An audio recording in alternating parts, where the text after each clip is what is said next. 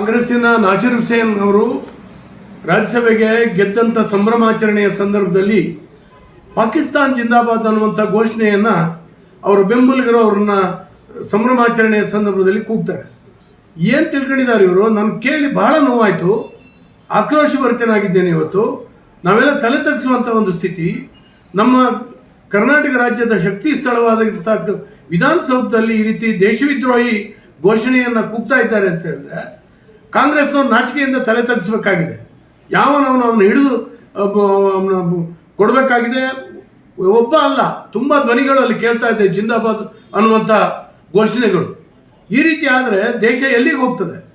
ಇತ್ತೀಚೆಗೆ ಕಾಂಗ್ರೆಸ್ಸಿನ ಸಿದ್ದರಾಮಯ್ಯ ನೇತೃತ್ವದಲ್ಲಿ ಈ ಒಂದು ಸಮುದಾಯವನ್ನು ತುಷ್ಟೀಕರಣ ಮಾಡಿ ಹಿಂದೂ ಮುಸ್ಲಿಮರನ್ನು ಒಟ್ಟಾಗಲಿಕ್ಕೆ ಬಿಡದೇನೆ ಧರ್ಮದ ಆಧಾರದ ಮೇಲೆ ಸೌಲಭ್ಯಗಳನ್ನು ಕೊಡ್ತೀವಿ, ನೀವು ಹಾಗೇ ಇರಿ ಅಂತೇಳಿ ಹೇಳಿ ಪದೇ ಪದೇ ಹೇಳ್ತಾ ಇದ್ದಾರೆ ಸಿದ್ದರಾಮಯ್ಯ.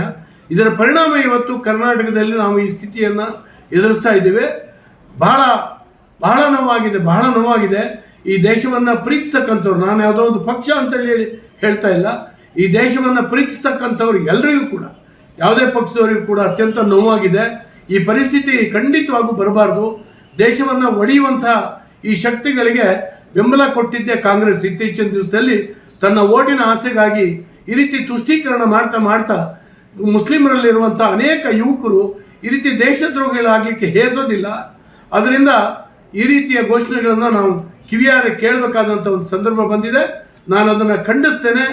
ತಕ್ಷಣ ದೇಶದ್ರೋಹದ ಆಪಾದನೆ ಮೇಲೆ ಅವ್ರನ್ನ ಅರೆಸ್ಟ್ ಮಾಡಬೇಕು ಮತ್ತು ನಾಸಿರ್ ಹುಸೇನ್ ಅವರನ್ನು ಕೂಡ ವಿಚಾರಣೆಗೆ ಗುರಿಪಡಿಸಬೇಕು. ಅವ್ರನ್ನ ಹೇಗೆ ವಿಧಾನಸೌಧ ಒಳಗಡೆ ಕರ್ಕೊಂಡು ಬಂದರು, ಅವ್ರು ಯಾರಿದ್ದಾರೆ, ಅವ್ರ ಹಿನ್ನೆಲೆ ಏನು, ಇದನ್ನು ನಾವು ಯೋಚನೆ ಮಾಡಬೇಕಾಗ್ತದೆ. ಏನು ಪಾಕಿಸ್ತಾನ ಚುನಾವಣೆಯೋ ಹಿಂದೂಸ್ತಾನ ಚುನಾವಣೆ ಇದು? ಬೆಂಗಳೂರಿನಿಂದ ಮಂಗಳೂರುವರೆಗೆ, ಬೀದರ್ನಿಂದ ಚಾಮರಾಜನಗರದವರೆಗೆ ನಿಮ್ಮ ಸುದ್ದಿ ನಿಮ್ಮದೇ ಭಾಷೆಯಲ್ಲಿ. ಕರ್ನಾಟಕ ತಕ್.